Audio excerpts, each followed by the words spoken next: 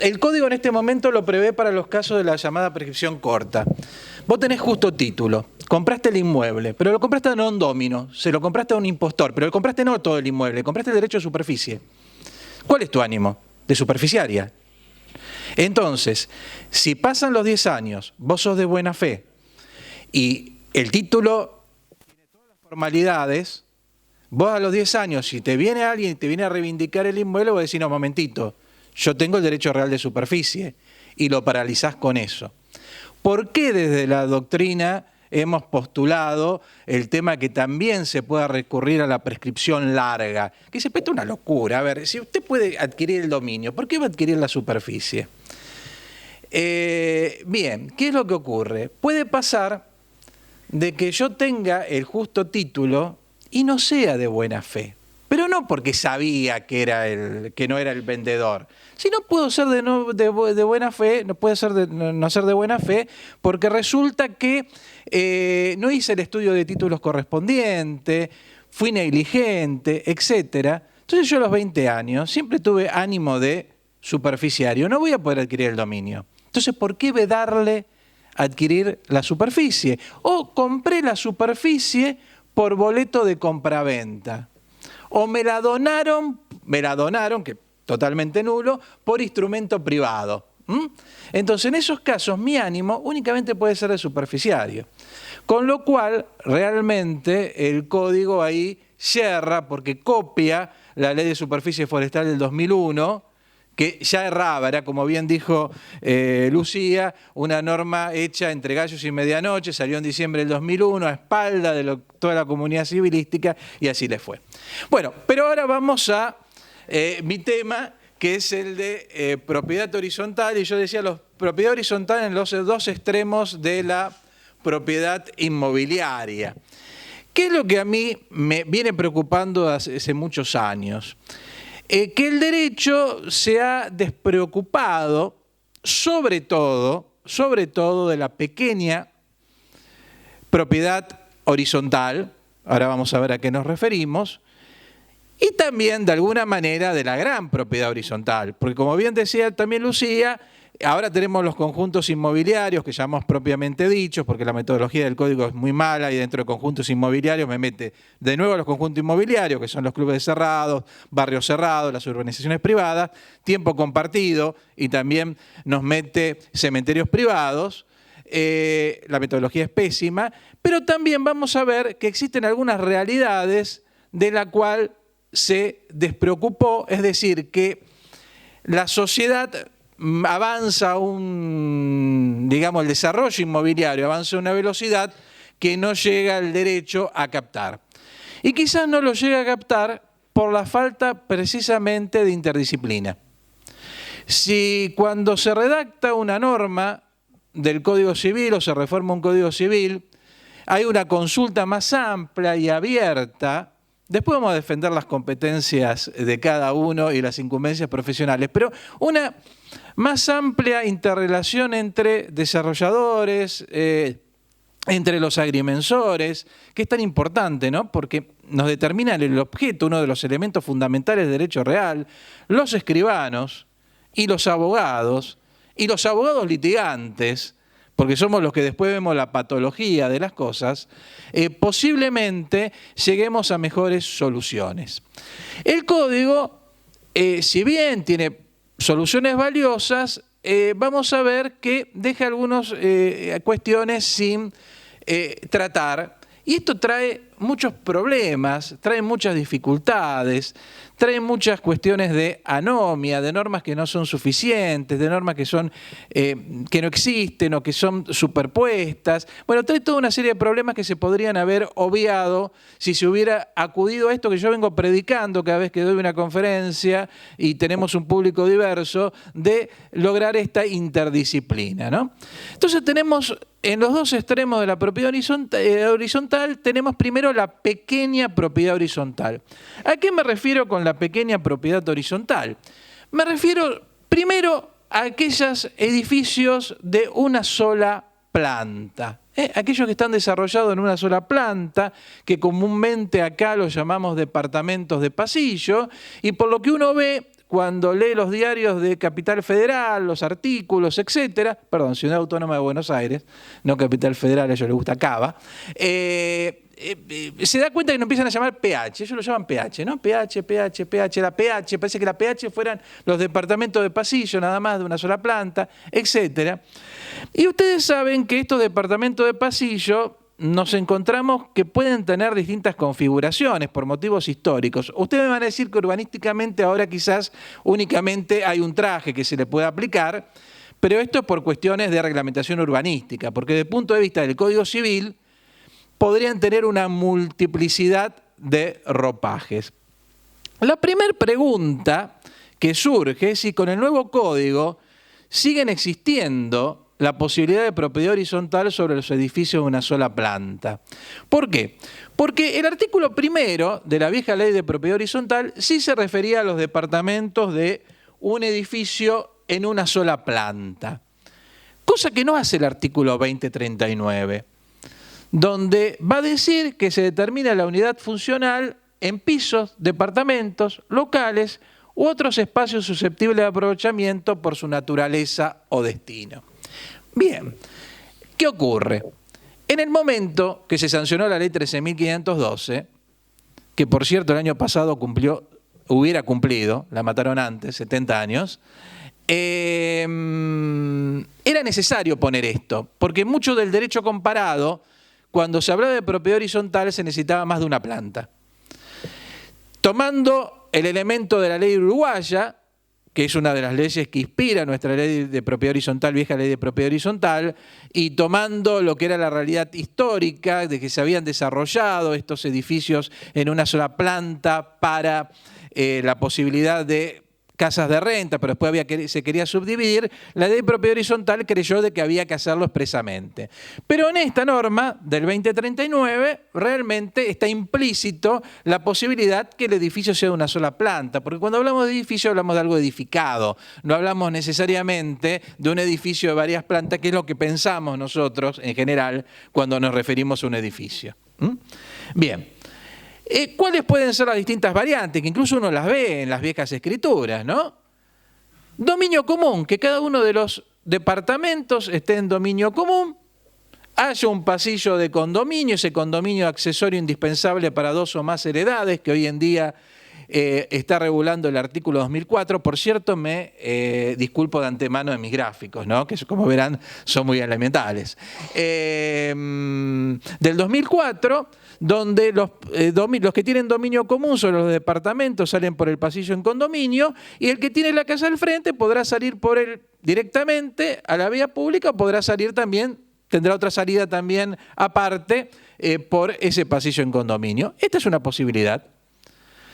La otra posibilidad es que estén en dominio común, pero en rigor cada uno es propietario de la porción de pasillo que es aneja a su unidad, a su inmueble, porque están en dominio común, y se plantean servidumbres de tránsito, de paso para salir. Otra posibilidad.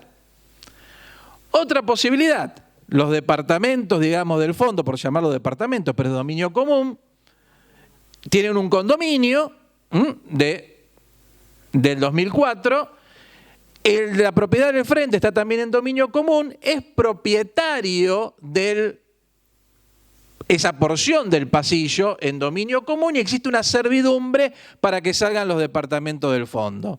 Con lo cual no entramos en aquella famosa servidumbre aérea tan cuestionada y como el departamento es mío, yo puedo construir sobre el pasillo tranquilamente.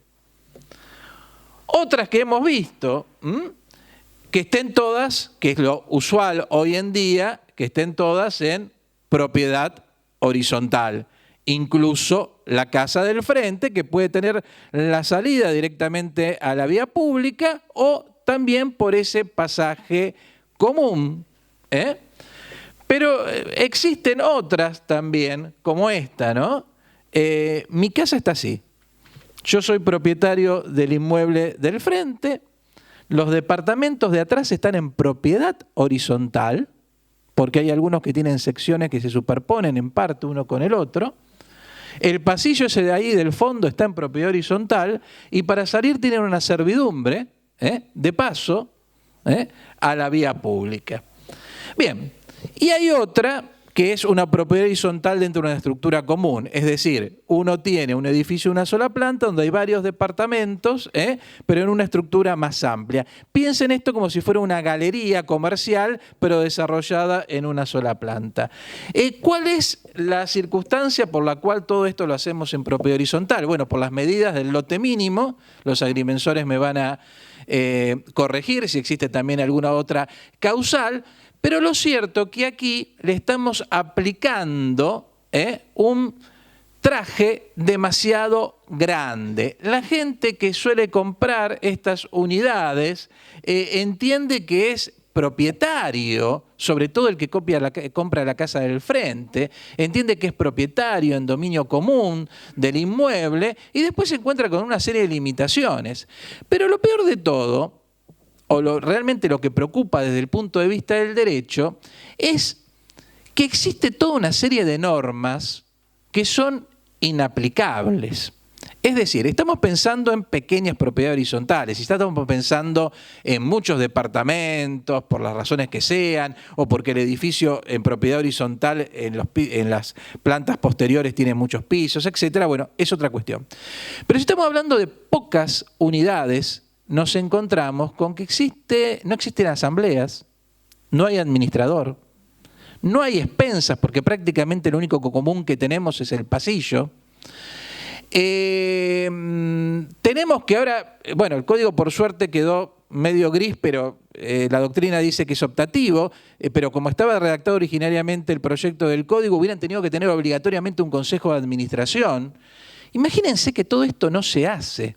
Y esto trae toda una serie de problemas, porque si hay que accionar por algo común, y puede haber algo común, un daño que esté afectando algo común, porque recordemos que si es propiedad horizontal, el terreno va a ser común y el espacio aéreo va a ser común, se va a necesitar que haya una asamblea, que se nombre un administrador, porque si no va a haber falta de legitimación, va a haber falta de legitimación activa. Entonces, evidentemente en estos casos, en que se le está aplicando un traje que le queda demasiado grande, la ley civil tiene que venir a dar una solución para que esto no pase de esa manera y no esté casi fuera del derecho estas unidades. Si permitiéramos, con las limitaciones urbanísticas que fueran, el dominio común, y también es cierto que para evitar cuestiones como que se construya, etcétera, también se podrían establecer servidumbres recíprocas entre los propietarios. Si aplicáramos una norma de ese tipo, no tendríamos todos estos inconvenientes que se plantean ahora cuando existe un problema que los puede haber a través de la vida de estos departamentos, pequeñas propiedades horizontales que podríamos llamar de pasillo. Entonces, postulamos, ¿no es cierto?, que se haga una reflexión desde todas las disciplinas para ver si dejamos de tener leyes que estuvieran diseñadas únicamente pareciera desde Puerto Madero, y pensamos en lo que pasa en los barrios y lo que pasa en las ciudades más pequeñas, donde no todos son mega emprendimientos. Pero hay otra que también preocupa más, porque esta tampoco la podríamos solucionar urbanísticamente. Porque claro, la norma urbanística podría cambiar y me podría permitir en propiedades más reducidas dominio común. Pero ¿qué pasa cuando tenemos las famosas casas de altos y de bajos? Las casas de alta y de bajo, que generalmente son 2 unidades, ¿no? Donde tenemos que el espacio aéreo es común, el terreno es común, están en propiedad horizontal, y esta gente va a hacer asamblea. ¿Cómo hacemos para ahora que el código pide la doble mayoría? Que siempre va a haber, puede ser que haya uno que tiene un porcentaje mayor, es decir, va a haber mayoría de porcentaje, pero va a haber siempre empate entre las personas. Entonces, ¿cómo hacemos para resolver estos temas? Consejo de administración, ¿para qué? Y uno piensa soluciones, ahora le voy a traer una que tiene uno de los proyectos de reforma del código que hubo en el año 93, que es una posibilidad, Pero también a lo mejor, y esto pensarlo nada más, no digo que sea la solución, ¿por qué no pensar en estos casos en superficie? Pero en una superficie de carácter perpetuo, donde dividamos el dominio, que el propietario de planta baja sea propietario de planta baja y del terreno común, y el propietario de planta alta sea propietario de planta alta y del espacio aéreo, con los matices que después le busquemos de cómo resolver cuestiones comunes, etcétera, etcétera, etcétera. Pero si caemos dentro de lo que es el paradigma de la propiedad horizontal, nos damos cuenta que el traje le sobra por todos lados. Bien, en el proyecto del 93,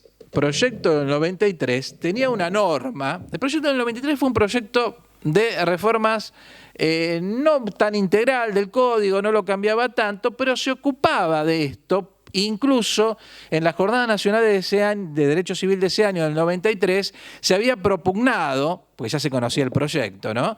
Entonces el autor del proyecto también sacó esa declaración, la necesidad de regular estas propiedades, conjuntos habitacionales reducidos, que lo llamó. Entonces, en ese artículo 3150, proyectado en el 93, decía los conjuntos habitacionales de menos de 6 unidades. Este es un número arbitrario, Uno podría pensar en 8, 10, 4, pero bueno, un número. Que se desarrollen en no más de 2 plantas, no les son aplicables obligatoriamente en lo pertinente las disposiciones del artículo 3115, que es el que habla del consorcio, de la persona jurídica consorcio, etcétera, 31, 36 a 31, 49, que se refiere al reglamento de propiedad de administración, artículo 31, 36, asambleas, artículo 31, 37, consejo de propietarios, administrador, etcétera.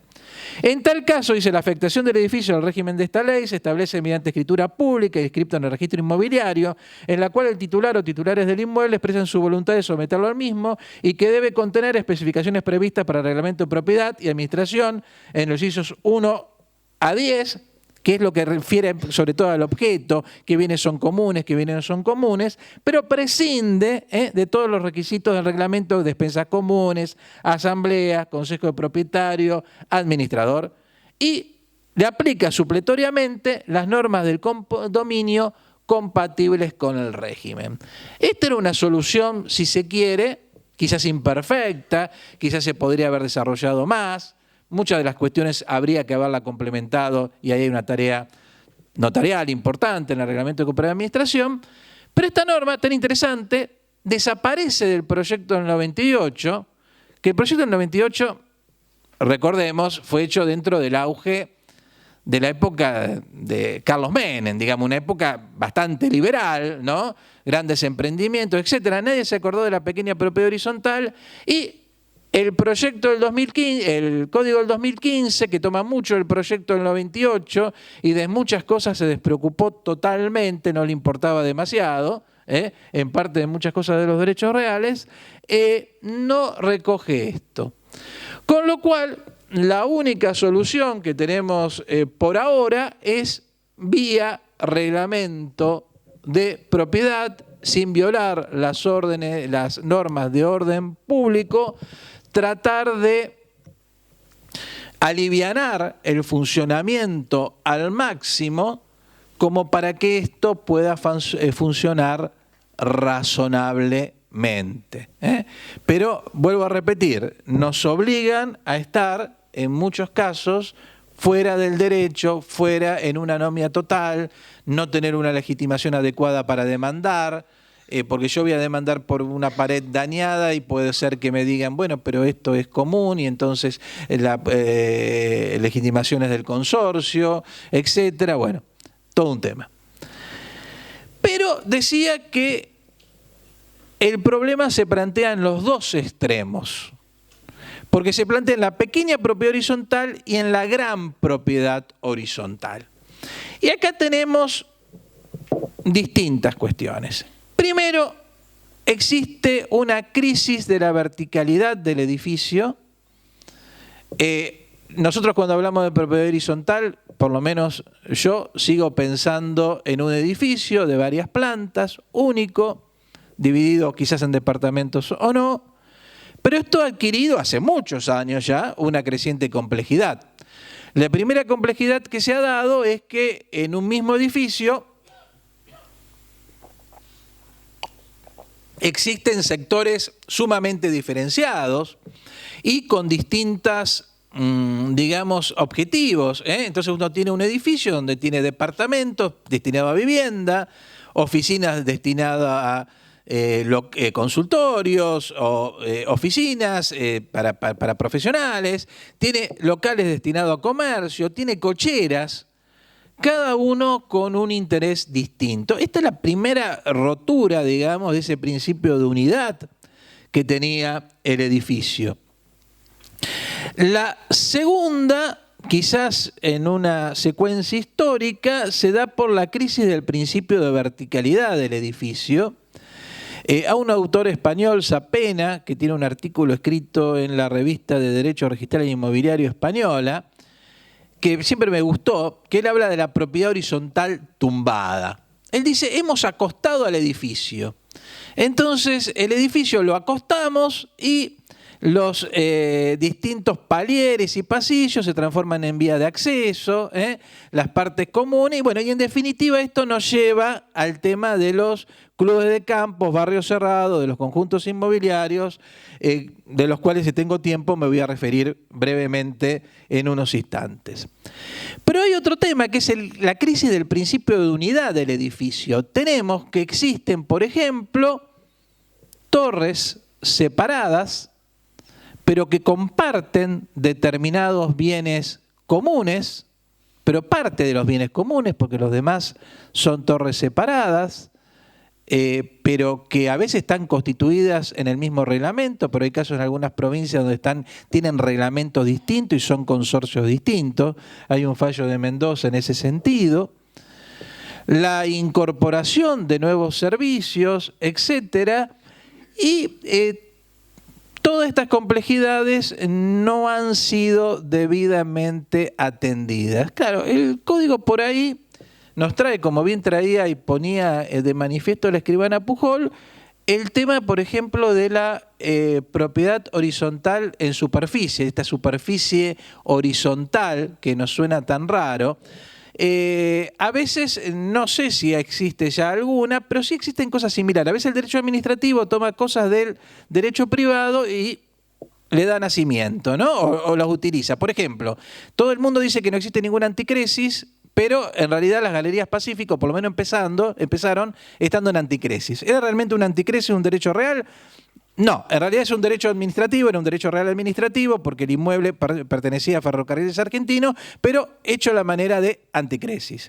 Acá, por ejemplo, nos enteramos que en Santa Fe, en la parte del puerto, sobre bienes del dominio público, se ha establecido concesiones donde se venden esas concesiones a particulares, el particular compra el departamento, ¿y a cuánto es la concesión? Si no me equivoco, a 30 años. Y si el departamento cuesta 110.000 en una zona X, acá como tenés vista al río, cuesta 120, 130. Y la gente lo compra. Y yo digo, ¿cómo la gente lo compra? Será que yo seré muy tano, ¿no? Muy italiano. Entonces digo, ¿cómo si no voy a ser propietario toda la vida? ¿Cómo lo compro? Bueno, la gente lo compra.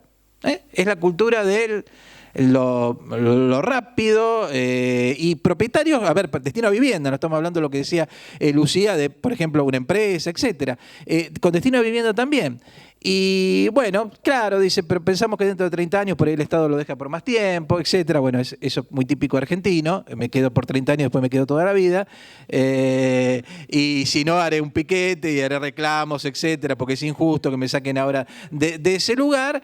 Pero bueno, para el Estado es un buen negocio, porque no se desprende de la tierra pública y la da en superficie. No es superficie, es concesión, pero la da de alguna manera en superficie. Pero para el particular que lo hace, a mí realmente me extraña. Pero claro, todos estos bienes, conjuntos inmobiliarios, etcétera, como dice un gran autor español que es Picasso, crecen incesantemente por una sociedad de consumo y por la publicidad.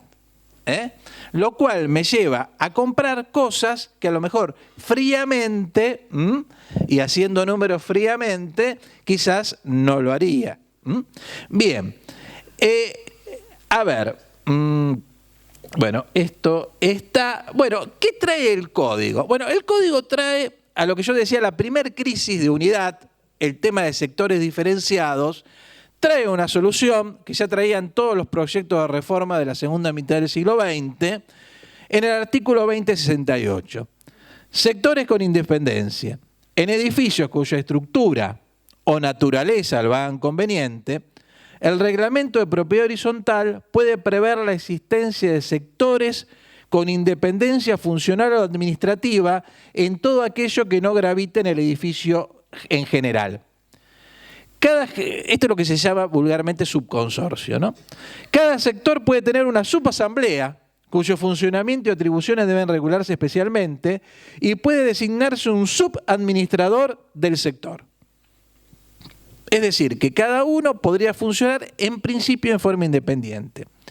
En caso de conflicto entre los diversos sectores, la asamblea, la general, resuelve en definitiva. Es decir, que vamos a tener asambleas particulares con reglas particulares y una asamblea general con reglas dentro de lo que permite el código, también particulares. Frente a terceros responde todo el consorcio, ojo con esto, responde todo el consorcio. Si explota un departamento por un escape de gas, no responde el subconsorcio y el subadministrador nada más, sino que responde todo el consorcio, sin tener en cuenta los diversos sectores que lo integran. ¿Suficiente esto? Bueno, pero es un avance. Y en los reglamentos de copropiedad y administración, en lo que se prevean subsectores, habrá que plantearse todos los problemas que pueden llegar a surgir para que estén resueltos claramente y no ocurra, como a veces nos pasa también a los abogados cuando actuamos en los contratos, que pueda haber contradicciones en la normativa, que pueda haber contradicciones en la normativa del reglamento que haga que esto no sea muy claro. Bien, entonces lo primero está solucionado. Lo segundo, por fin toma nota la ley de que existen los clubes de campo, barrios cerrados o urbanizaciones privadas, y entonces trata los conjuntos inmobiliarios. Ahora, ¿qué ocurre? Es muy mala la regulación porque prácticamente si uno entra a descartar, de todos los artículos que tiene el código, sirven más o menos 2 o 3. El resto o dice obviedades, hay que respetar la ecología, etcétera. Bueno, que sí, estamos de acuerdo, hay una ley general del ambiente, o cuestiones que son de derecho administrativo local, o bien repite nuevamente cosas que ya están en propiedad horizontal, con lo cual se crea la duda de si está diciendo algo distinto o es lo mismo. La doctrina vamos para el lado que es lo mismo, pero bueno, crea la duda. Y fíjense que acá dice el 2075, la primera parte no sirve para nada, la segunda y tercera parte son la interesante, donde dice, todos los conjuntos inmobiliarios deben someterse a la normativa del derecho real de propiedad horizontal, establecida en el título 5 de este libro, con las modificaciones que establece el presente título, a los fines de conformar un derecho real de propiedad horizontal especial. Y después una norma que fue agregada por el Ministerio de Justicia cuando el anteproyecto fue a revisión, que dice los conjuntos inmobiliarios preexistentes que se hubieran establecido como derechos personales o donde existan derechos reales y derechos personales, se deben adecuar a las previsiones normativas que regulan este derecho real. Bueno, esta segunda parte del artículo dio lugar a toneladas de tinta, porque la primera interpretación que se hizo era que se debían transformar. Es decir, que si yo estaba en una configuración de estos conjuntos inmobiliarios, ustedes conocen que ante la carencia de normas, y hay provincias, bueno, como Buenos Aires, que le dio inconstitucionalmente, pero le dio la figura de propiedad horizontal, pero ante la carencia de normas se lo reguló como se pudo, un poco como los departamentos de pasillo, se fueron creando distintas formas, etcétera, ¿no? Bien, entonces una decía, esto significa transformarlos en propiedad horizontal. Y acá se plantea la dudosa constitucionalidad de la obligación de transformar. Tan dudosa que en la Jornada Nacional de Derecho Civil hace 2 años en La Plata, un sector dijo que no era necesariamente inconstitucional la norma, claro, había que probar un perjuicio, y otro sector dijo que en principio no es inconstitucional, es decir, más o menos como que un sector lo mira con más disfavor, otro sector con más favor. Hay otro sector de la doctrina que dice, mire, no, adecuar no es transformar. Adecuar significa que a los conjuntos inmobiliarios existentes, en lo que fuera pertinente, le tenemos que aplicar las normas de propiedad horizontal. Por ejemplo, en la ejecutividad de las expensas. Por ejemplo, en el nombramiento del administrador del conjunto inmobiliario. Por ejemplo, determinadas cuestiones de asamblea. Bien, hay un anteproyecto, ustedes saben, de reforma del Código. El anteproyecto de reforma del Código tiene estas características, ¿no? La comisión está integrada por unos 3 juristas muy importantes, uno de ellos Rivera, que es un especialista en derecho societario, derecho comercial, parte general del Código. Pizarro, Daniel Pizarro, que es un gran especialista en derecho de las obligaciones, de hecho las modificaciones al derecho de obligaciones son impecables, pero no hay nadie de derechos reales. Y entonces han cometido algunos errores, por ejemplo, en quitarle, en el anteproyecto, ¿no?, la personalidad jurídica al consorcio, que tanto costó que se pusiera en forma positiva, lo que yo llamo el consorcidio, porque me están matando el consorcio, hay que ver qué hacemos entonces con los anteriores, si lo matamos, etcétera. Pero deroga esta última parte. Para evitar problemas, dice, no, la última parte que obliga a la transformación es inconstitucional, la derogamos. Con lo cual parece que solucionamos un problema. Ahora, si yo hago una relectura, porque claro, esta tercera parte del artículo deslumbra. Si yo hago una relectura de la segunda, de la primera parte del artículo, donde dice todos los conjuntos inmobiliarios deben someterse a la normativa del derecho real de propiedad horizontal, claro, uno lo pensó siempre que eran los futuros, de ahora en más. Ahora, en ningún lado dice de ahora en más. Dice, todos los conjuntos inmobiliarios deben someterse a la normativa del derecho real de propiedad horizontal. Ya voy a volver sobre esto. Pero lo primero, está mal ubicado toda la regulación de conjunto inmobiliario. Acá tenemos, vuelvo a repetir que dentro de conjuntos inmobiliarios tenemos título conjuntos inmobiliarios. Primer capítulo, conjunto inmobiliario, donde me habla de los clubes de campo, barrios cerrados, parques industriales, etcétera. Tiempo compartido, que puede recaer también en teoría sobre una cosa mueble, y cementerios privados, y muy poco tiene que ver las urbanizaciones privadas, el primer capítulo, con el resto de los capítulos. Con lo cual, si esto conformaba una propiedad horizontal especial, los conjuntos inmobiliarios debió haber sido un capítulo dentro de la propiedad horizontal. ¿Qué interesaba? Únicamente interesaba decir, primariamente interesaba decir que puede ser el terreno no común, salvo en lo que sean las vías de acceso y las que están afectadas a bienes comunes, y que la unidad podía estar o no construida. Ahora bien, después podrían haber algunas otras incorporaciones, por ejemplo, el derecho de, si voy a enajenar, que primero se lo tengo que ofrecer al consorcio o a los otros copropietarios, etcétera, que puede ser discutible o no, pero esto es lo único que realmente interesaba. Con lo cual bastaba un capítulo dentro de la propiedad horizontal que nos evitara volver a repetir que tiene que tener salida a la vía pública en forma directa por un pasaje común, que lo vuelve a decir con las palabras de la ley 13.512, no con las palabras que utiliza el código, que siguiendo el proyecto del 98 es mucho más acertado.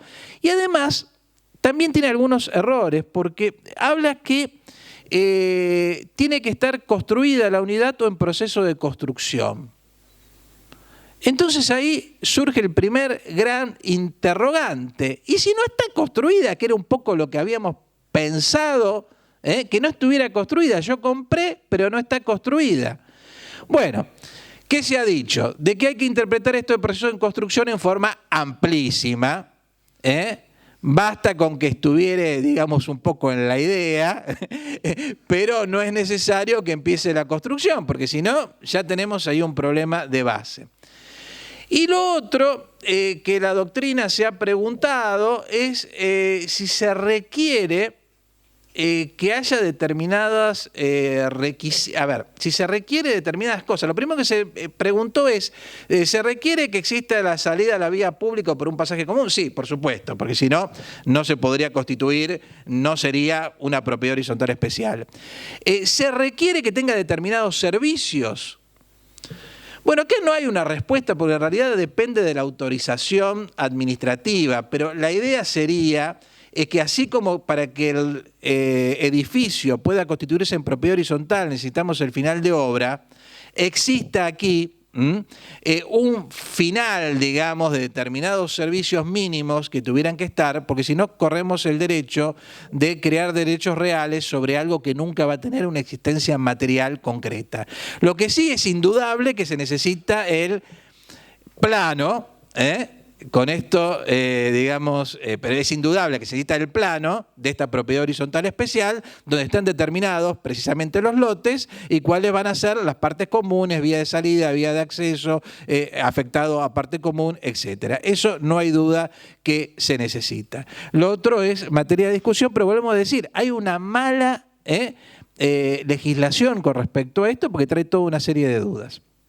Bien, y entonces decía que también podemos pensar que a la luz de este artículo 2075, que segunda parte, que la tercera parte nos lo había un poco encandilado, podríamos decir que sí, las actuales conjuntos inmobiliarios también deberían someterse a la propiedad horizontal, pero en el sentido que siempre propugnó Jorge Horacio Alterini, es decir, en el sentido de adaptar, adecuar. Es decir, que hay normas de la propiedad horizontal que serían inmediatamente operativos sobre los conjuntos inmobiliarios, sea la forma que tuvieran.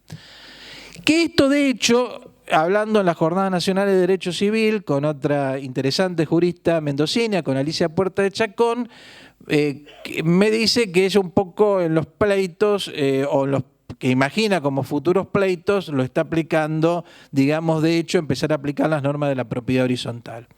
Ahora bien, ¿qué debería haber hecho el código en este caso? El código en este caso debió haber establecido qué normas de la propiedad horizontal se le aplican y qué no. ¿Cuáles no? Que es lo mismo que debería haber hecho el proyecto de reformas que está dando vuelta, es decir, no dejarlo a la labor jurisprudencial, porque la labor jurisprudencial no tenemos dudas que es valiosa, tal es así que la ley 13.512, que si uno la lee, no dice nada de lo que le hicimos decir, en 60 años, yo decía cuando se celebró, en el 2008, en 60 años se la había maquillado de una manera que estaba impecable y nuevita, pero bueno, la jurisprudencia tarda en establecer parámetros, establecer certezas. La ejecutividad, las expensas, las asambleas, el administrador, ¿qué se le aplica y qué no se le aplica? Lo podría haber dicho el código. Es cierto que cualquier cosa que dijera la legislación se lo íbamos a controvertir, lo íbamos a criticar, se iba a decir que esto es inconstitucional, que esto no puede ser, que no le puede cambiar la forma societaria y poner normas de derechos reales, etc. Siempre cuando hay más de 2 abogados o profesionales que estén en el derecho, va a haber opiniones contradictorias y matices, nunca se va a estar perfectamente de acuerdo. Yo cuando empecé a ejercer, uno pensaba que había mitad de la biblioteca dice una cosa y mitad de la biblioteca dice otra. No, mentira. Hay un 30 que dice una cosa, un 20 que dice otro, un 40 que dice otro, es decir, que está fraccionado en un montón de partes. Sí iba a cuestionar, pero iba a ser, digamos, mucho más rico y mucho más certero para el hombre de la calle, el hombre común que quiere certezas, no quiere especulaciones, y no que nos venga a preguntar y decimos, sí, es así según la mayoría, pero hay una minoría que piensa esto y hay otra minoría que piensa esto otro. Ahora, yo decía que por otro lado va a la saga el código, va a la saga la legislación civil, porque acá estamos hablando que cada uno es propietario individual en los conjuntos inmobiliarios de su unidad dentro de este terreno, de su unidad y del terreno, etcétera. Pero lo que uno empieza a ver es que dentro de estos conjuntos inmobiliarios empiezan a haber no unidades unifuncionales o lo que sea, claro, sino unidades, digamos, que estarían como en propiedad horizontal dentro de la propiedad horizontal o en otros derechos reales. Con lo cual hay una complejidad mucho mayor, es lo que llama la doctrina comparada estructuras piramidales. Dentro de un conjunto existen, por un lado, unidades unifamiliares, unidades plurifamiliares, distintos formatos, y esto no se le da solución en el código. Porque si yo quiero levantar una unidad, un edificio, pensemos en el edificio de propiedad horizontal, y me lo permite el reglamento, me lo permite el código de edificación, el código de edificación también interno, etcétera, y tiene 2 o 3 pisos dividido en departamentos, en principio yo no lo podría estar dividiendo a su vez en propiedad horizontal dentro de la propiedad horizontal. Miren, esto también es preocuparse del derecho comparado. La ley de propiedad horizontal española es del año 60 y una de las fuentes de la ley de propiedad horizontal española es la ley 13.512, la ley argentina 13.512. Ellos en el 99 hicieron una reforma donde agregaron un artículo a la ley de propiedad horizontal, un artículo que tiene como 48 párrafos, son artículos españoles, no son artículos cortitos, son artículos así, pero que en cierta manera dan solución a estos nuevos problemas que le hablo de las estructuras piramidales, ¿no? Pero esto sigue estando en nuestro derecho totalmente, digamos, ajeno, con lo cual nos auguramos que va a existir nuevos problemas que realmente no convienen a nadie, pero que se van a plantear y ya se están planteando. Bueno, en definitiva, ¿cuál es la reflexión de todo esto? Que creo que entre todas las profesiones que tienen como núcleo aunador al inmueble, notariado, abogados, la magistratura, para tratarlo de otra vía, desde otro punto de vista. Ahí, por ejemplo, en las jornadas nacionales, un magistrado y un grupo de magistrados dijeron, además muy inteligentes, eran todos profesores titulares de Derechos Reales, dijeron, nosotros no estamos capacitados para dictar un reglamento a un conjunto inmobiliario que no tiene y transformarlo. Bueno, magistratura, corredores inmobiliarios, etcétera, desarrolladores, deberíamos juntarnos y deberíamos pensar e incluso redactar un proyecto de ley para solucionar todos estos inconvenientes. Esto no se soluciona únicamente desde la escribanía, no se soluciona únicamente de la torre de marfil del jurista escribiendo, no se soluciona únicamente haciendo planos, no se soluciona únicamente pensando en ingenierías negociales, sino que requiere el conjunto de todos y además, sobre todo, mirar y escuchar al hombre común de la calle, que es en definitiva el que termina afectado por las soluciones legales que le demos. Bueno, nada más que eso, muchísimas gracias y será hasta la próxima oportunidad.